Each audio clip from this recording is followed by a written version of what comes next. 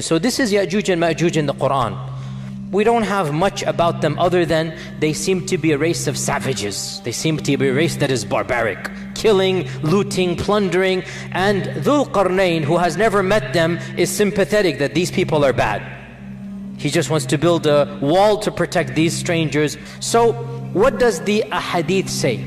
The ahadith are numerous. In fact, in the 6 books of hadith, there are around a dozen narrations of Ya'juj and Ma'juj. So it's not a small amount. There are around a dozen, around. Bukhari and Muslim have around 6 or 7. So it is mentioned in the most authentic books, Ya'juj and Ma'juj. The concept of Ya'juj and Ma'juj is found in our tradition. And of these ahadith, is the hadith in Sahih Muslim where our Prophet ﷺ said 10 are the major signs of Judgment Day, and he mentions Ad-Dukhan, Ad-Dajjal, Ad-Dabba, the rising of the sun in the west, the descent of Isa ibn Maryam, and Ya'juj and Ma'juj. So number 6 on this list mentions Ya'juj and Ma'juj. This hadith is in Sahih Muslim. So he mentions Ya'juj and Ma'juj as being one of the 10 major signs. In another hadith, Sahih Bukhari, this is the Bukhari hadith, the Prophet ﷺ, actually the Muttafaq Ali, Bukhari and Muslim, the Prophet ﷺ said that he quoted the verse in the Quran that يَا أَيُّهَا النَّاسُ اتَّقُوا رَبَّكُمْ إِنَّ زَلْزَلَةَ السَّاعَةِ شَيْءٌ عَظِيمٌ يَوْمَ تَرَوْنَهَا تَذْهَلُ كُلُّ مُرْضِعَةٍ عَمَّا أَرْضَعَتْ وَتَضَعُ كُلُّ ذَاتِ حَمْلٍ حَمْلَهَا وَتَرَى النَّاسَ سُكَارَى وَمَا هُمْ بِالسُّكَارَى وَلَكِنَّ عَذَابَ اللَّهِ شَدِيدٌ. This is the beginning of Surah Hajj, and Allah subhanahu wa ta'ala mentions in it that this is Judgment Day, that, O mankind, fear your Lord. For indeed the earthquake of Judgment Day is something to be terrified. On that day you will see people, the woman will, the mother will neglect her breastfeeding child, and people will walk around as if they are drunk, but they are not drunk, but the punishment of Allah is severe. And the Prophet ﷺ quoted this ayah, and then he said that when will this happen? When will people be so terrified? When Allah will announce to the angels or to Adam that, O Adam, take the people of Jahannam to Jahannam. And so from every 1,000, 999 will go to Jahannam. The Sahaba said, Ya Rasulullah, with those odds, how can we be safe? If every 1,999 are going to go to Jahannam, how can we be safe? What is the statistical chance of us winning? And so the Prophet ﷺ said, I give you good news.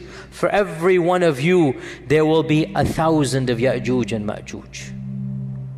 So this hadith, which is in Bukhari, is saying the quantity of Ya'juj and Ma'juj is astronomical, beyond what we can even comprehend. Hadith in Sahih in Musnad Imam Ahmad, that the Prophet ﷺ said that you complain that there is no enemy. Some of the younger Sahaba are wanting to have a fight. You're complaining we're not fighting, but you shall continue fighting. There will always be qital once the fitna begins. That happened in the time of Uthman radiallahu anhu. There will always be fighting until Ya'juj and Ma'juj come. So hadith is explicit that fighting will continue until Ya'juj and Ma'juj. And then the Prophet ﷺ described them. They shall have faces that are flat, they shall have eyes that are narrow, they shall have hair that is yellowish, and they shall descend from every single plane. Now, important to note, you shall fight until Ya'juj and Ma'juj. He didn't say you will fight Ya'juj and Ma'juj. We will learn, we will not fight Ya'juj and Ma'juj. Ya'juj and Ma'juj are not fightable. Is that a correct verb? Is that a correct noun? Masdar. They are not capable to be fought. Let us be more precise and pedantic. You cannot fight Ya'juj and Ma'juj. We will not be fighting Ya'juj and Ma'juj. Fighting will continue until Ya'juj and Ma'juj. Which also means what? After Ya'juj and Ma'juj, no fighting. So Ya'juj and Ma'juj is the final frontier, after which there will be no fitan. There will be no fitan after Ya'juj and Ma'juj. This also shows that Ya'juj and Ma'juj will be of the very, very, very last fitan to take place, because after Ya'juj and Ma'juj there will be no more major fitan for the Muslims. Our Prophet ﷺ said, hadith is in Sahih Bukhari, وَالَّذِي نَفْسِي بِيَدِهِ, I swear by him in whose hands is my soul, you shall continue to perform Hajj and Umrah, and you will continue to cultivate and plant trees even after Ya'juj and Ma'juj. This hadith is in Sahih Bukhari. So in Sahih Bukhari we learn another interesting fact. Ya'juj and Ma'juj is not the end of the ummah. What is the purpose of this hadith? O ummah, you will not be destroyed. O Muslims, you are going to be here, don't worry. No external enemy will eliminate you. This is a prediction, and it has been true throughout all of history, and it will continue to be true. Our Prophet ﷺ made 3 du'as to Allah, and he said, Allah gave me 2 of them and he denied me 1. Remember this? We went over it a few weeks ago. The second one was, O Allah, do not allow my ummah to be destroyed by an external enemy. And Allah said, I've given it to you. Never will an external enemy decimate and eliminate the ummah, even if they eliminate parts of the ummah. The whole ummah will never be gotten rid of by an external enemy. So the Prophet ﷺ is giving good tidings. You're worried about the Quraysh, you're worried about this and that, don't worry. I am telling you, I swear by Allah, not only will you survive, you will do Hajj and Umrah. You'll retain your religion. And you will cultivate, you'll retain your dunya. Even after Ya'juj and Ma'juj. So, even Ya'juj and Ma'juj are not the end of Muslims. There shall be Umrah and Hajj, and there shall be cultivation and planting even after Ya'juj and Ma'juj. So this is another interesting thing that we derive. In another hadith, muttafaq alayh, Bukhari and Muslim, the Prophet ﷺ entered in upon some of our mothers, some of his wives, and he was agitated, he was concerned, he was worried. And he put his finger and his thumb together in a circle. He put his finger and his thumb in a circle. And he said that, La ilaha illallah, waylun lil Arab min sharrin qad iqtarab. La ilaha illallah, waylun lil Arab min sharrin qad iqtarab. La ilaha illallah, woe to the Arabs. And this means Muslims, because at that time all the Muslims were Arabs. Woe to the Muslims, woe to the Arabs, from an evil that has now come very close.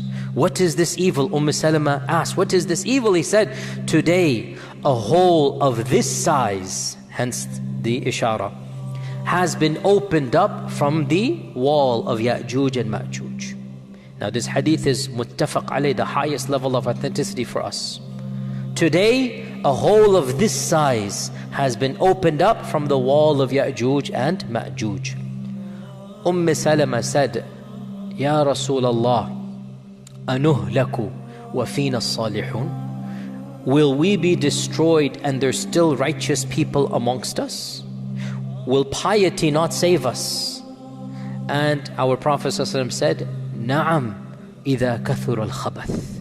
Yes, even if there's still pious people, but if filth is prevalent everywhere, the piety of some individuals will not protect you. It might protect them on Judgment Day. It might protect them. In fact, it will protect them on Judgment Day. But societies will not be protected when corruption and evil and fitna and licentiousness and nudity and fahisha is rampant everywhere. The piety of a few folks will not prevent the adhab of Allah from coming. Nasalullah salama wal afiyah. If you understand this hadith, then you should make sure you are at least pious.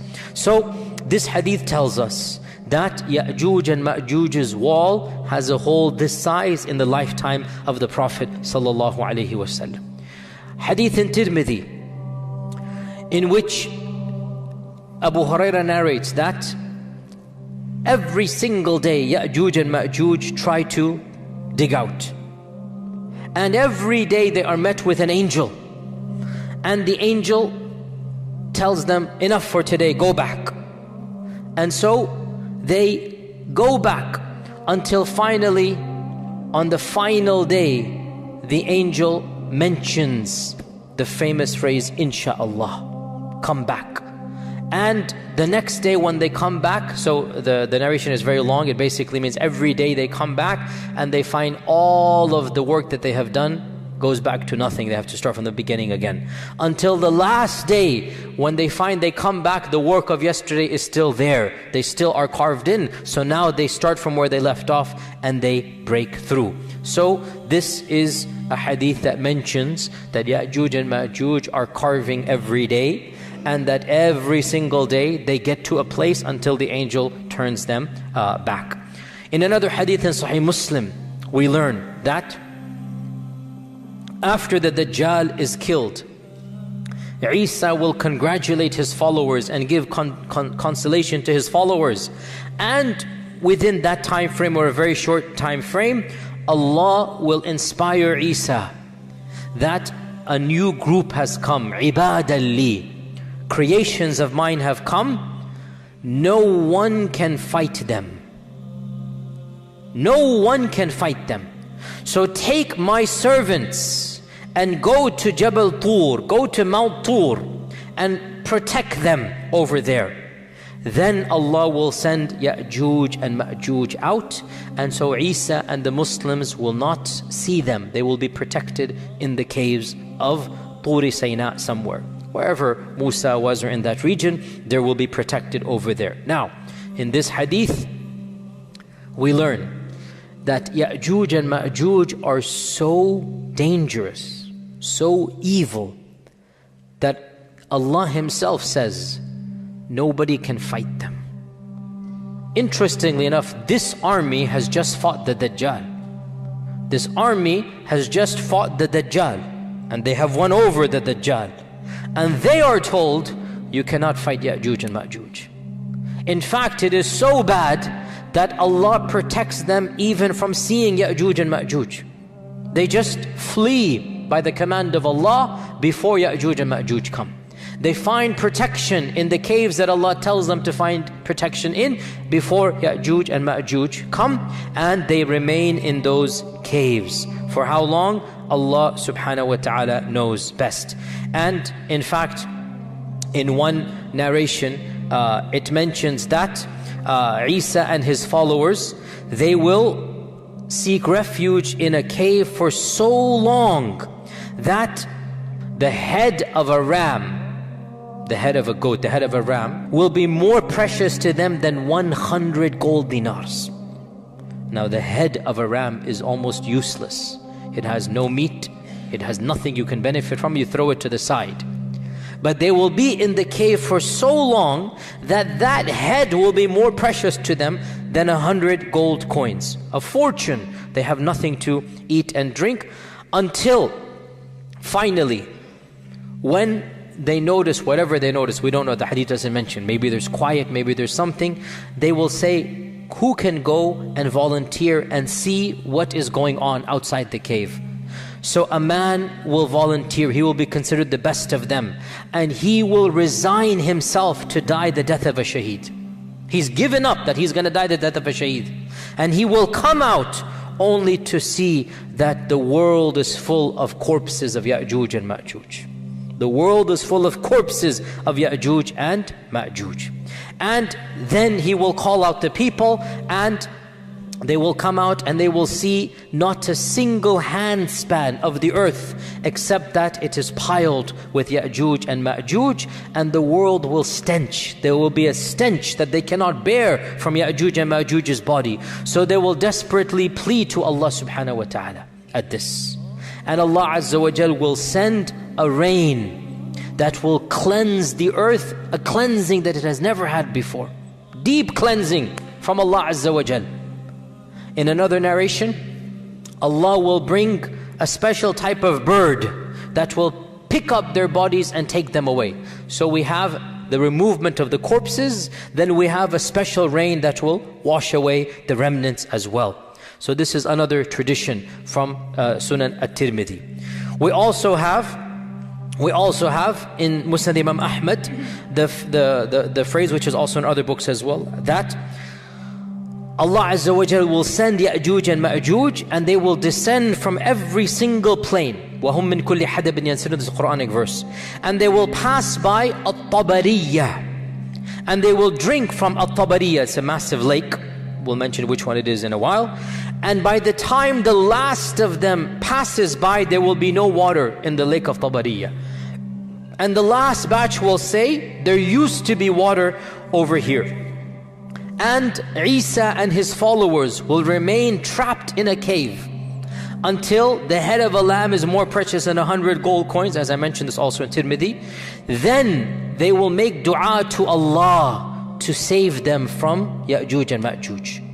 So Allah will send a disease against them. Ya'juj and Ma'juj will not be killed with the sword. Allah will send a disease against them that will attack their necks, and they will die the death of one person. When one of them dies, all of them die. It is a simultaneous death. The death of one person. These billions or millions or hundreds of millions of people, they will die instantaneously, the death of one person.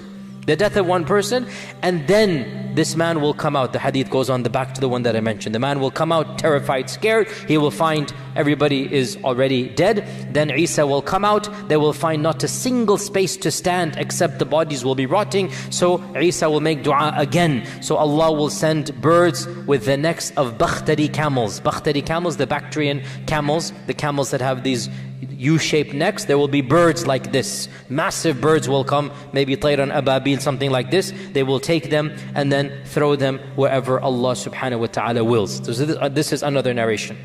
Yet another narration. Yet another narration. Ya'juj and Ma'juj will conquer everybody in this earth. They will kill everyone. Pause here, footnote. Who will they kill? Clearly not the followers of Isa. So the remnants of the army of Dajjal, anybody who fled and was not caught, any human beings that have not embraced Allah and believed in Isa at this point in time, these will now be destroyed by Ya'juj and Ma'juj. So Ya'juj and Ma'juj will conquer the world, and they will get to Tur, and Tur is where Isa is. They will get to Tur. In one narration, they will get to the Jabal of Quds, the mountain of Quds. Is this Mount Olives? Is this the mount that is in front of Aqsa? In that region they will be. And they will find nobody to conquer. They've conquered everybody. So one of them will say, we have conquered the inhabitants of this world. Let us conquer the inhabitants of the heavens. So they will throw an arrow towards the heavens, and Allah will cause the arrow to come back full of blood. And so they will say, we have now conquered those in the heavens. Then Isa will make the dua, and then they will be destroyed. Now, this lake Tabariya, most of our commentators mention that this is the lake Tiberias, the lake Tiberias. And this is also called by the Christians the famous Sea of Galilee. The Sea of Galilee, okay? And to this day it is called Tabariya by the Palestinians and the Arabs of that region. Tabariya it is called, the Sea of Galilee. And the Sea of Galilee, it is a massive, massive lake. It is a massive amount of water. It has fed the crops and the people for 2,000-3,000 years. What group is Ya'juj and Ma'juj that in one generation, that lake which has given mankind water for 2,000-3,000 years will be gone? Think about that. How much will this group drink?